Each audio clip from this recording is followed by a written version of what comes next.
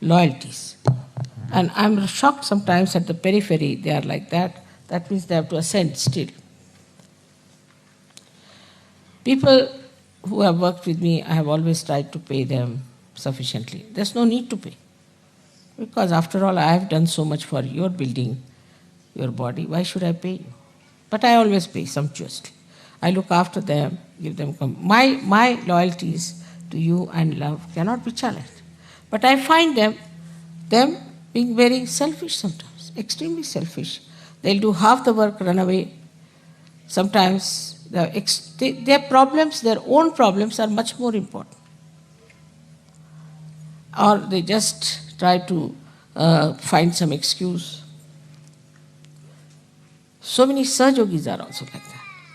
They are not sincere. Sahaja Yoga has given them so much. We have to always find out, are we sincere to Sahaja Yoga? What are we doing for Sahaja Yoga? What have we achieved and what are we doing? On the contrary, they become liabilities on Sahaja Yoga. Ganesha is never a liability on his mother.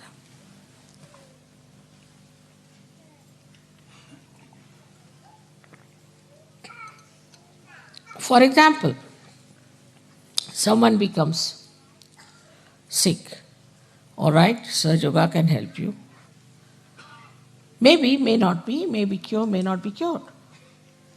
If they are not cured, then they will say that, see now, I was not cured, I am going to leave Sahaja Yoga. Then one has to say, please leave. With the slightest thing they go off, not understanding what is important. Then there are liabilities, like somebody gets married, comes here, I don't like this wife, now do what you like. The wife sits on my head and the husband also. All kinds of liabilities come in. My husband doesn't do Sahaja Yoga, what should I do? You solve the problem with your husband. You solve the problem with your children. You have the power to do it, have patience, work it out. They'll put us into cases, this, that. It is only Sahajogis who can harm Sahaja Yoga. Can you believe that? Nobody else can touch it. Unless and until a Sahajogi misbehaves, nobody can touch Sahaja Yoga. So we have many cases like that.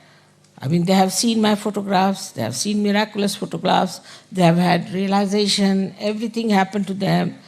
They have been so many times helped, but suddenly they say, I want to leave Sahaja Yoga. Very good. I say, those who have to leave should leave immediately. As it is, there's very little space left in the heaven.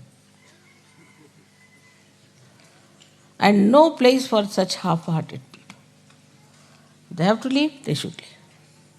You have to have Ganesha as your ideal. It should not be that I worship Ganesha. That way you are worshipping Christ, you are worshipping this, worshipping that. But what has come inside you is the point. Have you got Sri Ganesha within you? Are you following Sri Ganesha with the same devotion, dedication? But you are made after the pattern of Sri Ganesha. Sri Ganesha was made with immaculate conception. You are also made the same way. Your Kundalini was raised, was given you the realization, and you got your second birth, and now you are Sahajogis. All these things have happened to you without having a father. If I had not told you that you have a father, you would never have known. Like other gurus, you see, they don't want to give credit to anyone. So this actually has happened with you. You are being made in the same manner as Sri Ganesha. Of course, you must be having something, otherwise I could not have made. That's also true. Supposing the Kundalini was missing, what could I have done?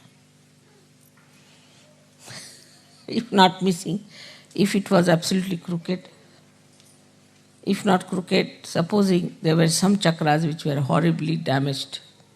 So, you were also people just ready to have your realization that you are seeking it truly, that you had the pure desire to become Sahaja-yogis, no doubt.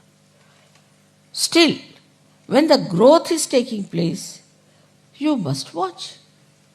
You must see how much sincerity we are giving, with what dedication we are working out.